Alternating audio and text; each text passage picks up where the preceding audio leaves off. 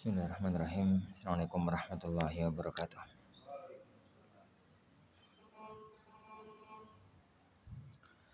Alhamdulillahirabbil alamin. Wassalatu wassalamu ala asyrafil anbiya'i wal mursalin. Nabiyina Muhammadin wa ala alihi wa ashabihi ajma'in. Wa la haula wa la quwwata illa billahi rabbil alamin.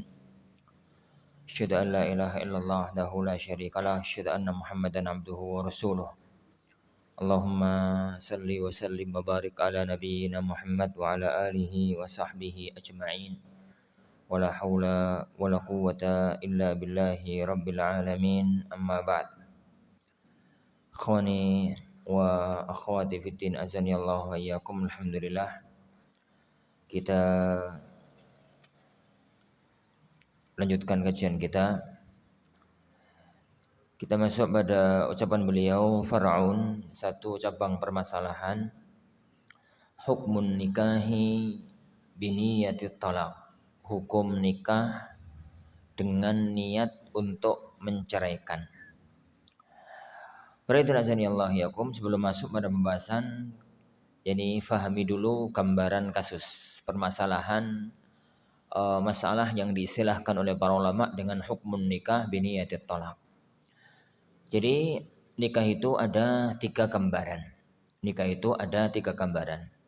Nikah syar'i, nikah mut'ah, sama nikah biniyatit talaq. Nikah syar'i itu gambarannya adalah seorang laki-laki menikahi seorang wanita sesuai dengan persyaratan yang ada. Jadi ada wali, ada saksi dan macam-macamnya. Dan dalam hatinya dia kepingin untuk membangun rumah tangga yang sakinah, mawaddah, warahmah, yang bahagia sebagaimana perintah Allah Subhanahu wa taala. Jadi sebagaimana diperintahkan oleh Allah Subhanahu wa taala.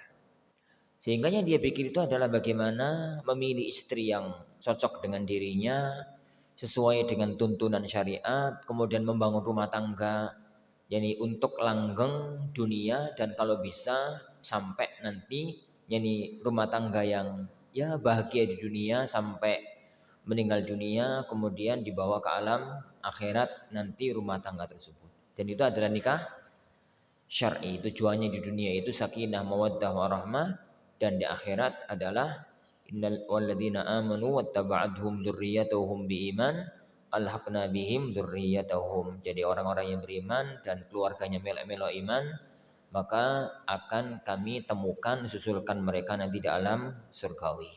Itu yang pertama. Yang kedua, nikah mut'ah. Yang kedua itu nikah mut'ah. Nikah mut'ah itu nikah tapi dalam akad nikah disebutkan nikah itu berlaku sampai kapan. Dan ini disebutkan dalam akad. Jadi gambarannya ya terpenuhi persyaratan nikahnya, itu terpenuhi, ya ada wali, ya ada saksi dan macam-macamnya. Tapi dalam akad nikah itu disebutkan nikah ini berlaku sampai kapan. Kalau masa berlakunya habis, ya sudah kedaluarsa nikahi dan putus dengan sendirinya. Meskipun tidak ada tolak, meskipun tidak ada khulu. Gambarannya seorang wali itu menikahkan putrinya, anggaplah ya putrinya gitu aja lah, dengan seorang laki-laki, anggaplah namanya si A. Dia mengatakan, ini saudaraku A, saya nikahkan putriku dengan kamu 1 bulan sampai tanggal 1, saya kira tanggal berapa? Sampai tanggal saya nikahkan putriku dengan kamu sampai akhir bulan Rabiul Awal ini dengan mahar sekian. Maka kalau disebut dalam akad, satu akad nikah berlaku sampai kapan, maka nikah ini namanya nikah mut'ah. Nikah mut'ah ini haram dan nikahnya enggak sah. Nikah mut'ah ini haram dan nikahnya enggak sah. Haram karena dilarang oleh syariat, dan enggak sah dalam arti pernikahan itu enggak sah kalau setelah akad itu kemudian laki-laki dan wanita itu melakukan hubungan suami istri, maka dianggap sebagai zina dan anak yang dilahirkan adalah anak zina. Karena pernikahannya ya kawan enggak sah, dan itu adalah nikah mut'ah. Lah, yang ketiga itu an-nikah biniyatit talaq. nikah dengan niat talak. Nikah dengan niat talak itu gambarannya begini. Jadi nikah dengan niat talak itu gambarannya begini. Ada orang misalkan diutus oleh negara untuk belajar ke luar negeri. Untuk belajar jadi ke luar negeri. Anggaplah orang Indonesia misalkan ya diutus untuk belajar apalah, belajar ilmu-ilmu dunia ke Jepang misalkan. Jadi ke Jepang. Dia tatkala belajar ke sana, waktunya itu setahun atau 2 tahun masa belajar. Ternyata sampai di sana dia nggak kuat nahan syahwat. Dia nggak kuat untuk nahan syahwat. Gambarnya nggak kuat nahan syahwat ya wong Jepang koyo opo lah, ya sayu-ayu, elek-elek apa ya ya sayu-ayu, yo pakaiane koyo ngono. Ini negara yang nggak mikir agama, meskipun juga nggak merangi agama. Jadi Jepang itu kan negara nggak mikir agama, tapi juga nggak merangi agama. Jadi pemerintahan Jepang itu wis pokoknya kamu karep-karepmu, wis pokoknya gono masalah dengan negara, agamamu aman. Gitu. Kalau itu aturan di Jepang. Sehingga ya kondisi yang ada itu semacam itu. Dia arepe nggawa bojone dari Indonesia ke sana gak kuat bondone. Arepe ditinggal jadi dia pulang gak meneruskan tugas dari negara, diwajibkan oleh negara. Mau nikah dengan orang Jepang, kemudian nanti setelah sekolah dibawa ke sini. Yani ruwet kabeh, ya. Kalau enggak itu, kasusnya terjerumus dalam zina. Enggak kuat menahan syahwatnya, sudah mencoba untuk poso Daud, ya. Sudah mencoba untuk makan makanan yang menurunkan syahwat, apa? Ini mbo apa ya, menurunkan syahwat, ya tetap enggak kuat. Pilihan dia serba sulit. Bawa istrinya enggak kuat bandane, nikah dengan orang sana, nikah syar'i, nanti kalau selesai belajar cuma 2 tahun piye terusane. Mau nikah mut'ah haram. Yani haram dan nggak sah. Akhirnya terbetik dalam pikirannya itu niat yang jelek. Niatnya itu gini, aku tak nikah dengan wanita di Jepang. Lah nanti nih wis selesai belajar tak pegat. Jadi nikahnya itu nggak menyebut jaraknya sampai kapan. Nikah bener-bener syar'i, yo ngelamar, yo sebab diterima oleh yani penduduk, yani orang tua di Jepang itu diterima, kemudian nikahnya bener-bener syar'i. Hanya dalam hati sang suami itu pikirannya, engko aku nikah nek wis barong tahun selesai masa studiku di sini sampean tak pegat. Hati ini sampean. Belum sampai enggak diucapkan di lisan. Jadi bedanya nikah niyatut tolak dengan nikah mut'ah. Kalau nikah mut'ah itu jangka waktunya itu disebutkan di akad. Beda antara nikah biniyatut tolak dengan nikah syar'i. Nikah syar'i itu memang diniatkan untuk jadi sampai mati, diniatkan untuk sampai mati. Dia itu berada di tengah. Disebutkan nikahi sampai kapan? Ya enggak. Tapi nikah niati sampai selama-lamanya juga enggak. Jadi akadnya itu enggak ada masalah, tapi dalam hatinya itu ada niat kalau selesai keperluannya dia akan menceraikan istrinya. Lah, itu dalam fikih pernikahan istilahnya adalah an-nikah biniyatit talak. Nikah tapi dalam hati sang suami niatnya adalah menceraikan istrinya kalau keperluan dia sudah selesai. Nikah ini para ikhwatin azanillahu wa iyyakum, para ulama sepakat haram. Haram dalam arti dosa. Sang laki-laki ini dosa. Kenapa? Itu penipuan. Pelecehan kehormatan seorang wanita. Menipu apa? Ini keluarga wanita tersebut. Karena wanita manapun keluarga manapun seandainya tahu niati koyo ngono, nggak mungkin gelem nikahkan. Jadi seandainya niati koyo ngono, nggak mungkin mau untuk menikahkan. Oleh karena itu dulu Imam Malik rahimahullah taala mengatakan hadza la yaf'aluhul insan. Gonok menungso sing nglakoni koyo ngono. Jadi dhisik menungso ya gak ira nglakoni koyo semacam itu. Karena itu penipuan.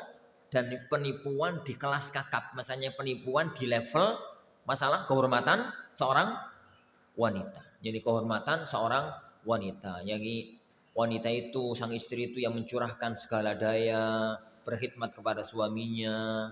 Jadi kemudian dia itu ya melayani suaminya, zahir batin. Gitu ya, karpe itu adalah bisa membangun rumah tangga selamanya. Ternyata sang suami itu gak punya niat semacam itu. Karpe ya mek rong tahun tok, bareng tahun terus dia pegat. Jadi barak dia kono udan kono angin, ya bisa jadi malah udane digawe-gawe, angin digawe-gawe ben ana alasan kanggo pegatan. Lah, tapi itu diniatkan dari awal. Itu dengan kesepakatan para ulama, nikah yang semacam itu haram bagi sang suami, dosa besar bagi sang suami. Letak permasalahannya, sah apa enggak nikah itu? Jadi, Ustaz, haram kok sah? Jadi bedanya ya kawan, kalau haramnya itu kan urusan dosa. Nek sah dan tidaknya itu berkaitan dengan akad itu sah apa? Tidak. Nek kita katakan akad itu enggak sah kayak nikah mut'ah, berarti hubungan setelahnya dihukumi zina, anak dihukumi zina. Tapi kalau kita katakan nikah ini sah, ya berarti hubungan setelahnya itu dianggap syar'i dalam arti halal, gak zino, dan anak yang lahir adalah anak syar'i. Meskipun orang itu berdosa dalam arti menipu orang lain. Jadi orang itu menipu jadi orang lain. Gambarnya mirip-mirip begini. Kalau dalam fikih jual beli. Jadi kalau dalam fikih jual beli. Jualan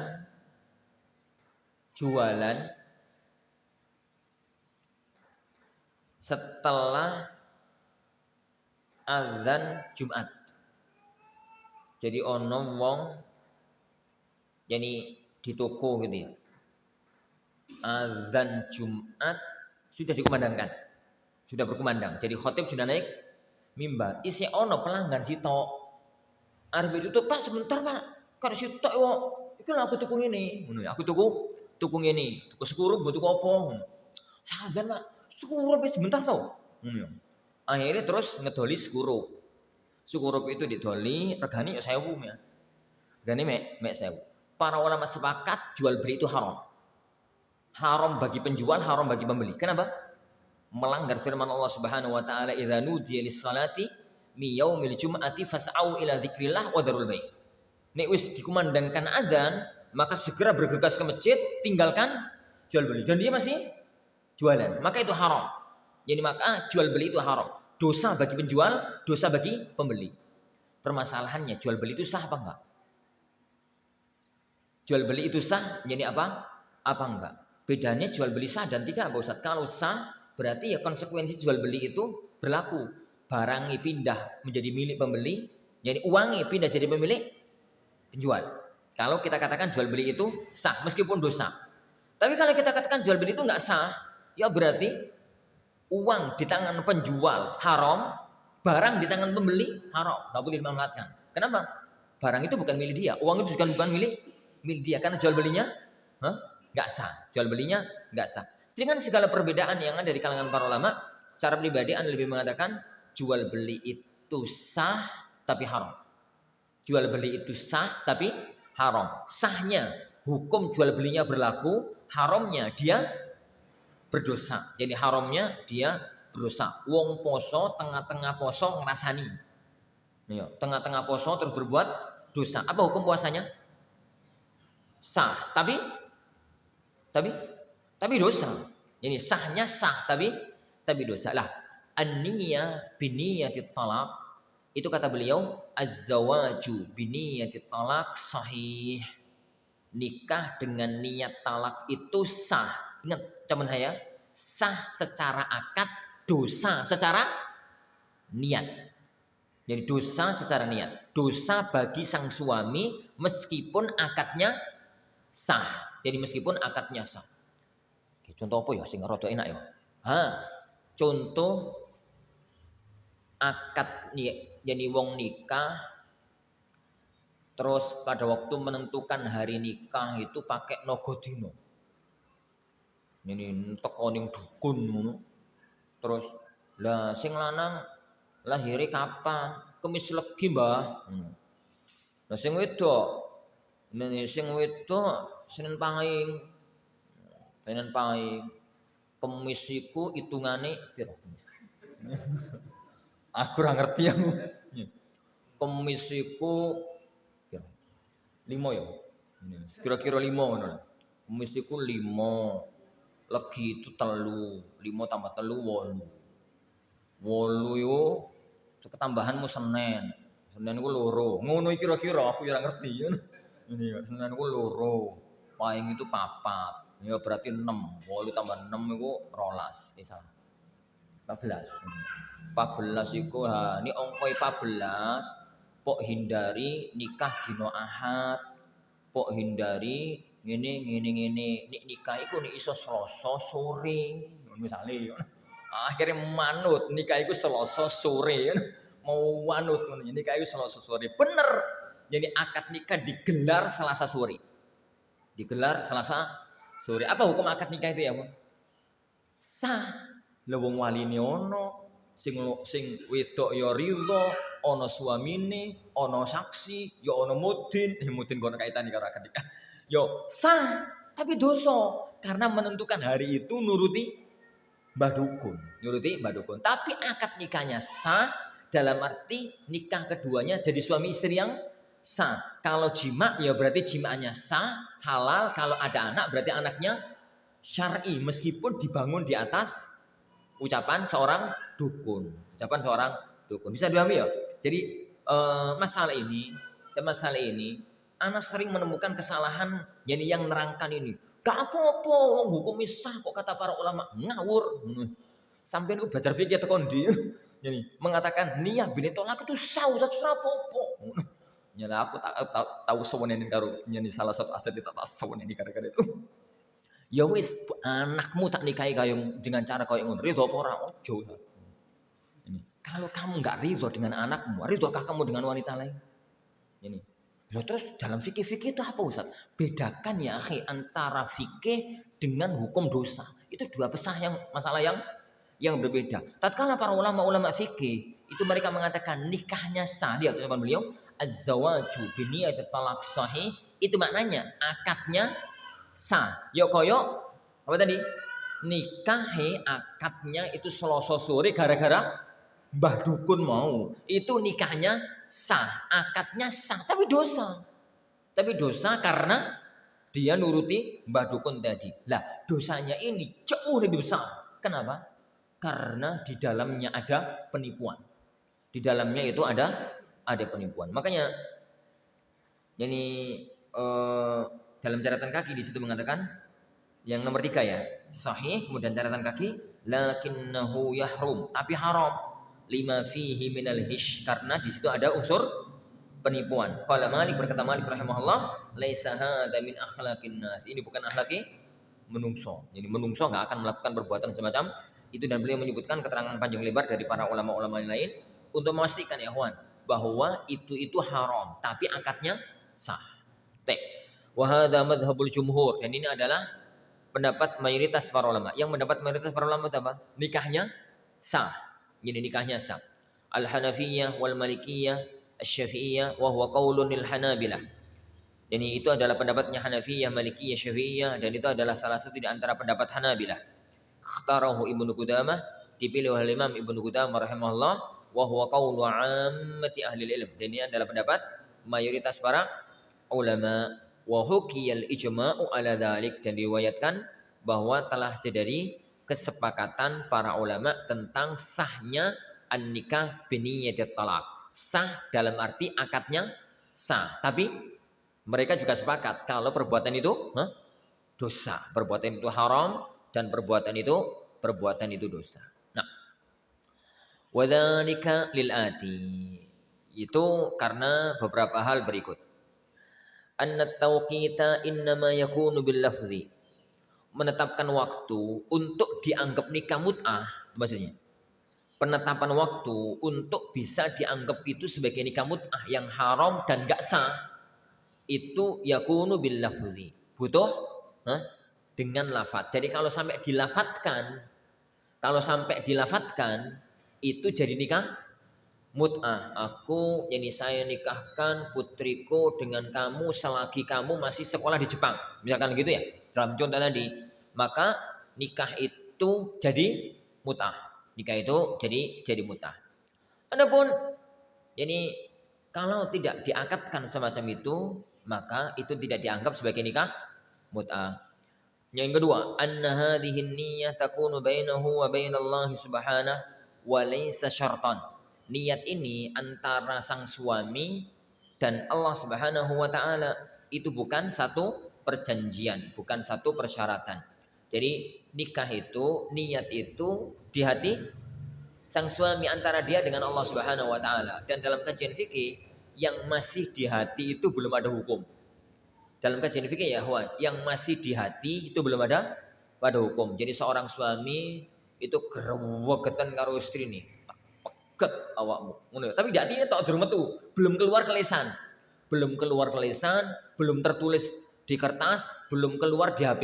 Maksudnya belum sampai WA, belum sampai apa, maka itu belum ada hukum perceraian. Meskipun ya hati ini berdedek semacam itu. Karena itu masih dalam hati. Seorang suami, seorang bapak itu nikah no putri ini, tapi masih dalam hati, yo gak mengambil hukum nikah. Jadi tolak yang ada dalam hati sang suami itu belum terucap.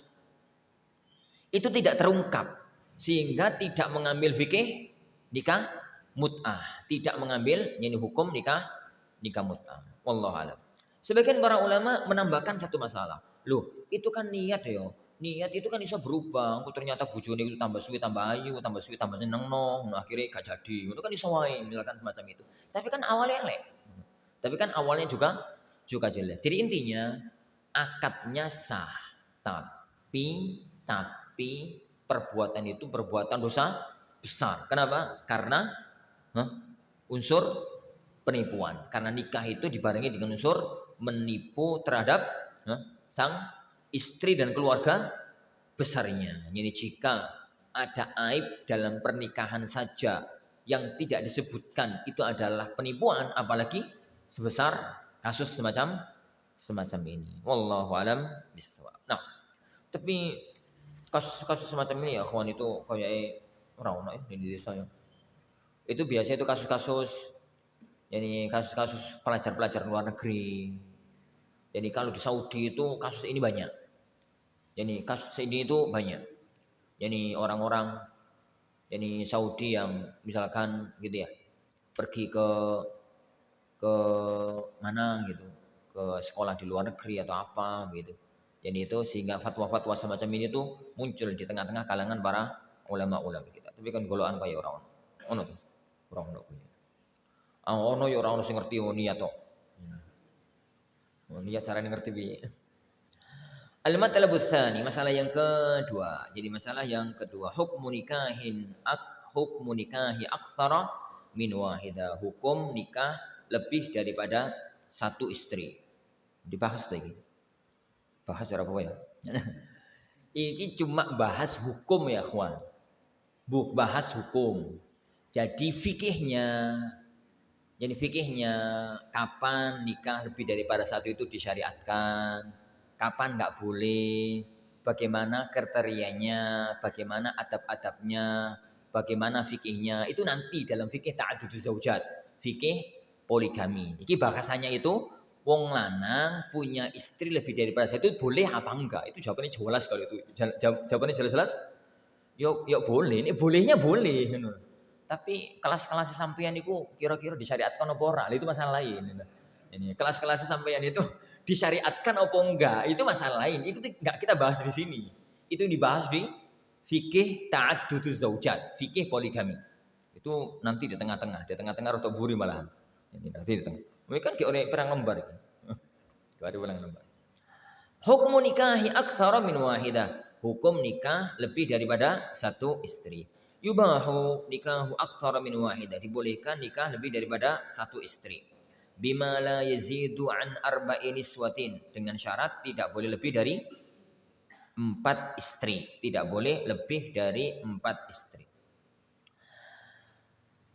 Gambarannya ya kawan, tidak boleh lebih dari 4 istri. Lah, seorang wanita itu masih dianggap istri selagi dia itu belum bainunah sughra atau kubra. Jadi belum bainunah. Ya. Suami istri akad nikah itu belum putus sampai bain. Jadi nanti insyaallah kita bahas dalam fikih perceraian. Kalau pisah perceraian ya pisah ya. Cerai itu kan ada dua, ada tolak roj'i, ada tolak bain gitu ya. Kalau seorang wanita itu masih dalam tolak roj'i, maka dia itu masih istrinya. Gambarnya begini, nikah satu, oleh sedino nikah ne, oleh seminggu nikah ne jadi telu wisan, oleh saulan nikah ne papat, nikah ne terus jadi papat ya 4 istri. Dapat setahun, istri yang kemana nih yang dicerai ini? Istri yang kedua wis, yang karo nakal. Istri yang kedua itu dicerai. Setelah dicerai, ini kan cerai pertama. Cerai pertama itu cerai roj'i, tolak roj'i. Cerai pertama. Tolak roj'i itu menjalani masa iddah selama salah satu quru, selama 3 kali masa haid. Kisarannya selama 3 bulan. Lah, kemudian sang suami ini, bojoku saiki mek telu, aku tak nambahne. Bar pegatan karo bojone yang kedua, seminggu kemudian dia kepengen nikah, boleh apa tidak? Tidak boleh. Karena sebenarnya dia itu masih punya istri 4 sampai istri yang dicerai itu keluar dari masa iddah. Sampai istri yang dicerai itu keluar dari masa iddah. Masa iddahnya sampai 3 kali haid. Jadi 3 kali haid, 3 kali quru. Karena jadi akad nikah itu enggak bisa putus kecuali dengan bainunah. Jadi kecuali dengan bainunah. Bainunah itu putus yang wis gak iso rujuk. Putus yang gak iso rujuk itu kan yo bojone mati. Ngono kan gak iso rujuk, piye wis mati. Atau khulu, yang gugat cerai itu istri, itu kan gak iso rujuk. Atau langsung talak 3. Dalam mazhab jumhur talak 3 jatuh 3. Berarti gak bisa rujuk.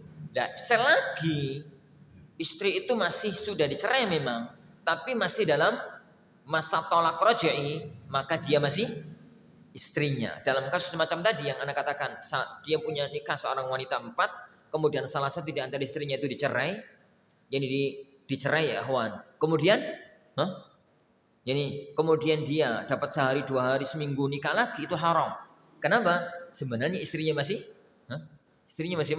Istrinya itu masih 4. Dia kalau mau nikah lagi secara fikih itu harus nunggu sampai selesai masa iddah istrinya. Jadi sampai selesai masa iddah istrinya. Wallahu a'lam. Nah, jadi yubahu nikahu aktsar min wahidah, dibolehkan nikah lebih daripada satu istri, bima la yazidu an arba'in niswatin, selagi tidak nambah dari 4 wanita, dari 4 istri. Awalan ad-dalilu minal kitab, dalil dari Al-Qur'an. Qala ta'ala, firman Allah Subhanahu wa ta'ala, fankihu ma taba lakum minan nisa mathna wa thulatha wa ruba'.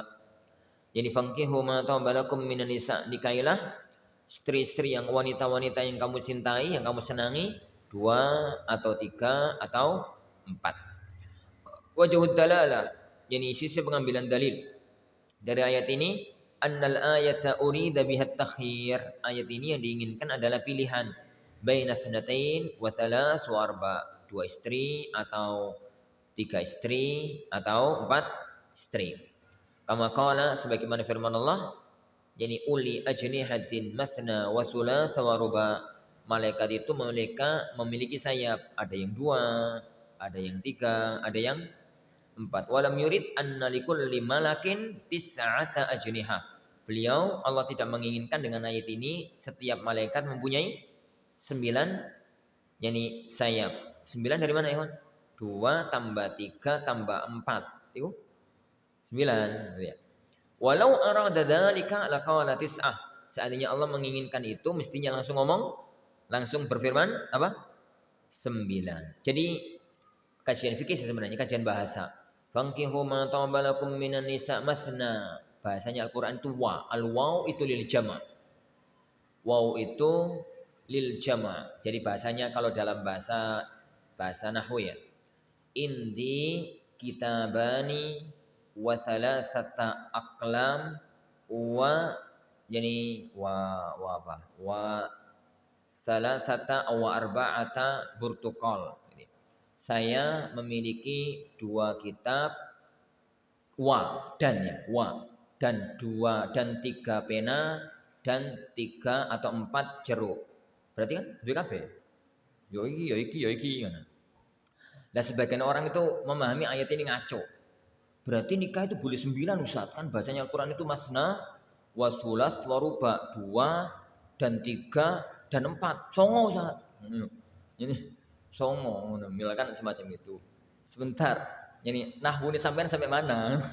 Ilmu nahwu ini sampean sampai mana? Memahami ayat kok dengan cara yang semacam itu. Jadi memahami ayat kok dengan cara yang semacam itu. Para ulama kita sepakat, para ulama kita ya ikhwan, yani sepakat bahwa ayat ini itu al-waw di sini itu litakhyir, menunjukkan pilihan 2 atau 3 atau 4. Thaniyan minal ijma'. Ini dalil ijma'. Naqalal ijma'a ala jawazi nikahi arba'in minan nisa.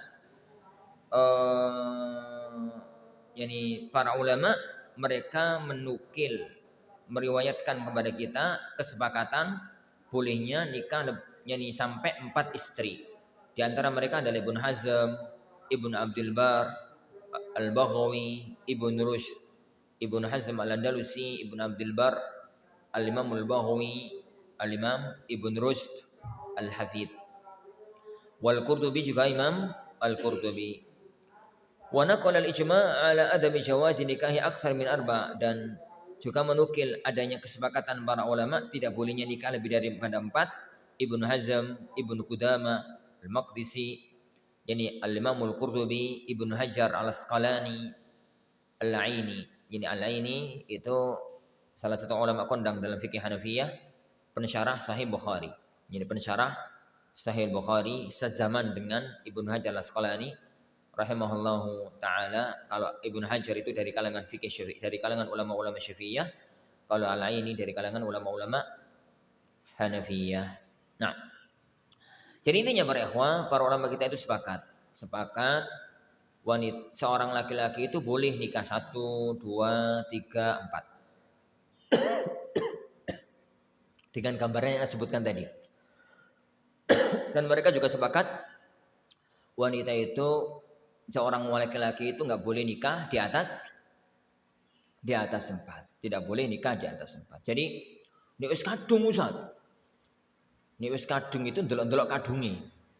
Nek walang kadung ya, ndelok-ndelok kadunge. Kadung, kok ndelok-ndelok kadunge itu pripun Ustaz? Kadung itu ada 2. Jadi kadung itu ada 2 piye misalnya. Jadi sudah terlanjur punya istri lebih daripada 4, itu ada 2 kemungkinan. Itu ada 2 kemungkinan. Kemungkinan yang pertama, misalkan ada seorang laki-laki istrinya 7. Dan ke-7-7-nya ini sah. Dalam kasus ini, maka sang suami boleh pilih dari nomor 1 sampai nomor 7. Boleh pilih dari nomor 1 sampai nomor 7. 7-7-nya sah. Yang kedua, punya istri 7. Tapi yang sah cuma 1, 2, 3, 4. 5 ke atas nggak sah. Yang ini berarti dia nggak punya pilihan. Dia pilihannya ya 1, 2, 3, 4. Yang pertama itu kasus kalau nikahnya dalam kondisi kafir. Yang kedua itu kasus kalau nikahnya dalam kondisi muslim. Gambarnya begini untuk kasus yang pertama. Untuk kasus yang pertama gambarnya begini ya. Iki semakin ke dalam koknya fikihnya rotok serius. Ya rotok serius. Karena kitab nikah setebal ini berarti fikihnya rotok serius ya kawan. Kalau kemarin itu kan kitab nikahnya sempalan dari satu fikih lengkap ya tebelan iki. Ini tebelan iki. Sedikit kita masuk ke fikih-fikih yang rotok serius ya. Ya meskipun Ya enggak serius-serius banget. Ya serius-serius banget itu yo di kelas Al-Furqan maksudnya. Serius-serius banget itu di kelas, bukan di sini. Jadi ada dua kasus yang Anda sebutkan tadi. Ada dua kasus yang Anda sebutkan tadi. Kasus yang pertama, jika orang kafir punya istri 7. Dan dalam agama kafirnya istri boleh 100, 1000. Pokoknya skarpe, pokoknya sing wanita itu ridho. Anggaplah misalkan dia nikah dengan 10 orang wanita. Dan dalam agamanya nikah itu sah. Dalam agamanya nikah itu sah. Berarti kan ke 10-10-nya istrinya yang sah dalam agama lamanya. Alhamdulillah ada dakwah Islam masuk ke kampung halamannya sehingga dia sang suami dengan 10 istrinya semuanya masuk Islam. Semuanya masuk Islam. Pada waktu ke 10-10-nya masuk Islam, kebentur hukum agama Islam yang tidak boleh seorang laki-laki punya istri lebih daripada 4. Dalam kondisi ini, apa yang boleh dilakukan? Sang suami boleh milih dari 10 istrinya itu 4 di antara mereka. Gak harus 1, 2, 3, 4. Bisa jadi 1, 5, 7, 10. Bisa jadi 9, 8, ini 6, terus 2, ngono ya. Nek gak iso milih, kongkon hom pimpa. Sing menang sing ndi ngono sing dadi istrine, sing enggak yo ngono. Ya dipisah. Bisa, ya kok gak iso Ustaz. Pripun carane milih Ustaz? Semuanya tak ridhoi, semuanya aku senengi. Ya terserah lah Mas, sampean milih piye. Mboten saged Ustaz. Ya wis, ya lotrine pripun ya hom pimpa ta piye ngono. Tak jadi gawe kertas 10 digulung terus ditulisi istri ono papat sing kabeh kosong ya misalkan semacam itu sing menang ya sing semacam itu, tapi itu cara aja lah, itu teknis. Jadi suami boleh langsung milih, kalau dia nggak bisa milih berarti harus pakai cara yang semacam itu, tapi jelas tidak harus 1, 2, 3, 4. Adapun kasus yang kedua itu sudah muslim tapi yo orang ngaji, atau mungkin muslim tapi ngajinya salah, jadi ngajinya salah nggon, sehingga akhirnya dia itu nikah lebih daripada 4, nikah sampai 7, nikah sampai 10. Lah karena dia muslim maka berarti nikah yang sah itu adalah 1, 2, 3, 4, itu yang sah. Nomor 5 ke atas nggak sah. Tapi karena selama ini dia nggak tahu hukumnya, ya dianggap sebagai istrinya, Tapi asli nikahnya itu nggak sah. Lah begitu sekarang ngaji, ngerti hukum, tobat, ngono ya. Berarti ya nggak ada pilihan. 6 ke atas, 5 ke atas itu harus dilepas. Pilihannya itu 1, 2, 3, 4, nggak bisa pilihan yang lain. Karena dari asalnya istri yang kelima ke atas itu adalah istri yang nggak sah. Loh Ustaz, terus piye Ustaz, selama ini wis kumpul. Jadi selama ini duwe anak, wis ono sing duwe anak 7, ono sing duwe anak piro. Anake wis akeh Ustaz, masing-masing yang kelima ke atas masing-masing duwe anak. Anak itu anak yang sah, anak syar'i. Kok anak syar'i Ustaz? Ya. Jadi kumpul suami istri semacam itu yang dalam fikih namanya wat'u syubhah.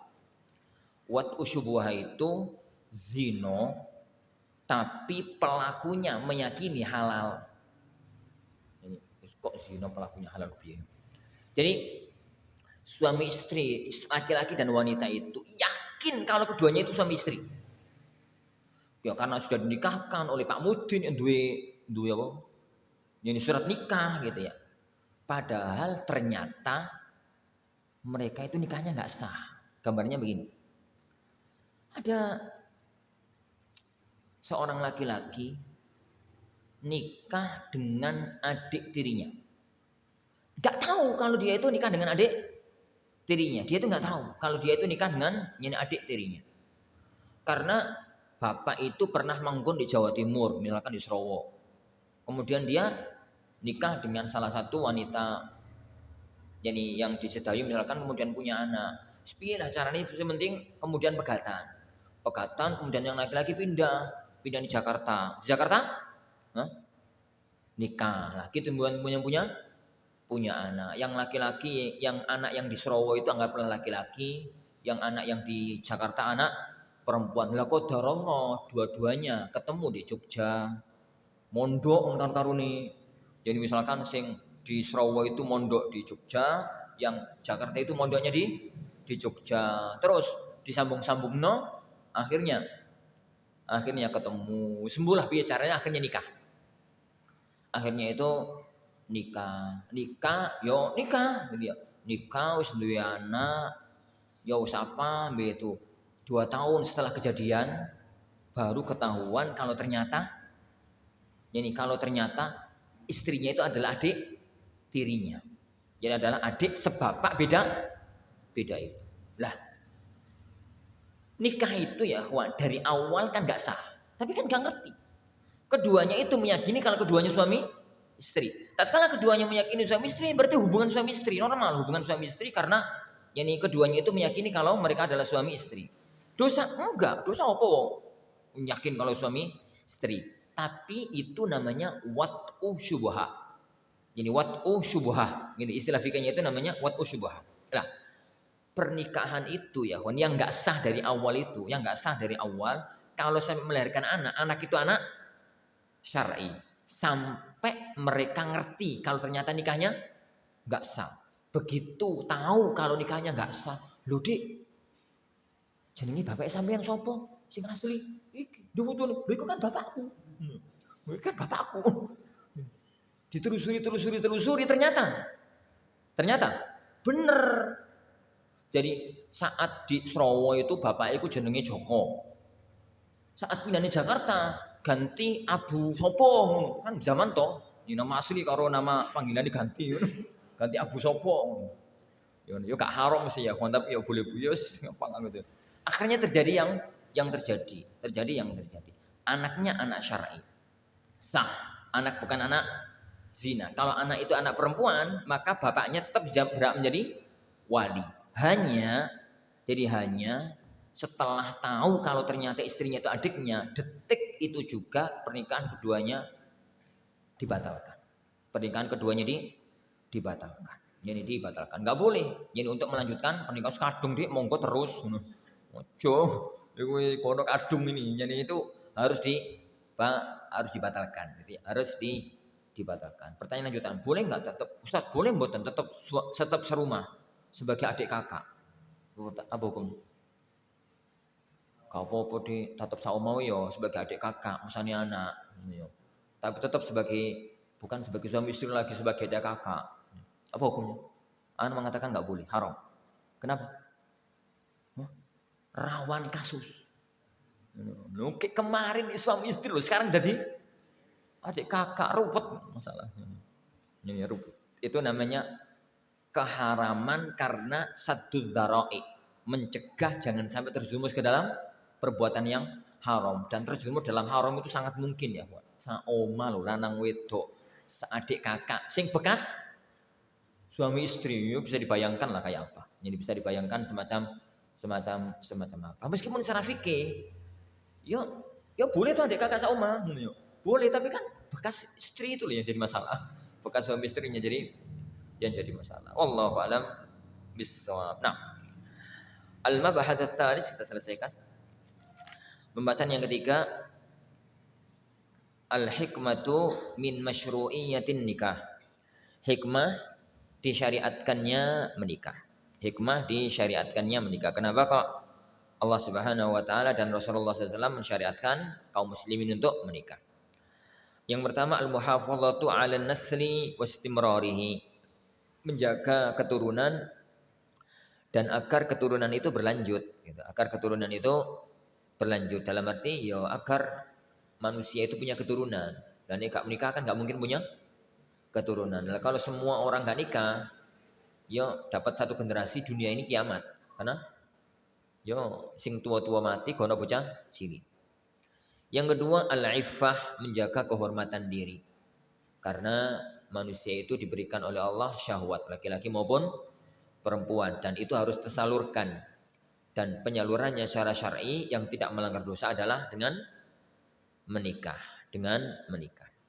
Yang ketiga, munculnya, yani diharapkan munculnya al-mawaddah was-sakan, rasa cinta dan ketenangan.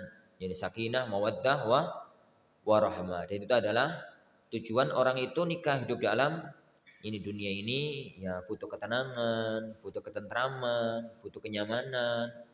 Jadi begitu, dan orang itu kalau nggak nikah nggak akan mampu untuk mendapatkan itu, karena fitrahnya manusia itu mempunyai teman, mempunyai pasangan. Yang keempat, at-ta'awun 'alal masalih ad-dunyawiyah wal ukhrawiyah. Saling bantu membantu untuk kemaslahatan dunia dan kemaslahatan akhirat.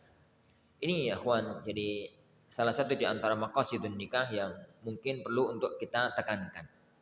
Kalau yang pertama, yang kedua, yang ketiga itu sudah sering disebut lah.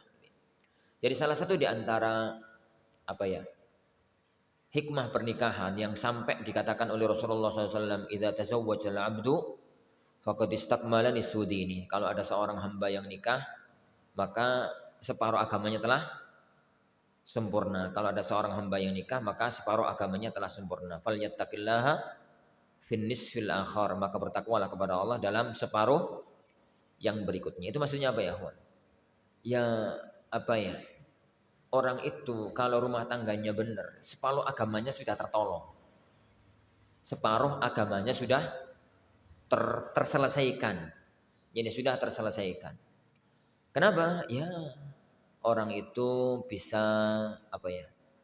Bisa membangun rumah tangga, bisa nanti mendidik anak, bisa nanti berbuat bakti sama orang tua dan mertua, bisa nanti ini, bisa nanti itu, nggak mungkin kecuali pernikahan, kecuali dengan pernikahan. Kemudian tujuan dari pernikahan itu adalah membangun rumah tangga akhirat, sehingga butuh ta'awun 'alal birri wat taqwa, butuh kerjasama yang kuat antara seorang suami dengan seorang istri. Yang kelima, tafrihu ma yadhurru habsuhu, yani menyalurkan yang maldorot kalau ditahan, menyalurkan yang maldorot kalau ditahan. Wastifa'ul ladzati wat tamattu, dan bisa mendapatkan kesenangan, kenikmatan dan kesenangan. Apa maksudnya? Khudita azanillahu yakum. Jadi apa ya? Allah itu menciptakan manusia itu punya syahwat. Dan orang itu kalau syahwatnya sudah muncul, itu harus tersalurkan. Karena syahwat itu masalah biologis. Kayak lapar itu masalah biologis. Kayak kebelet pipis itu masalah biologis. Wong iku nek kebelet pipis, mau nggak mau harus disalurkan. Karek nyalurkan nih. Nyalurkan pipis itu dengan cara yang halal. Maksudnya itu yo di WC, di ini, di itu, atau nyalurkan pipis itu ngawur pinggir jalan, ngono di tempat apa gitu ya. Tapi kan harus.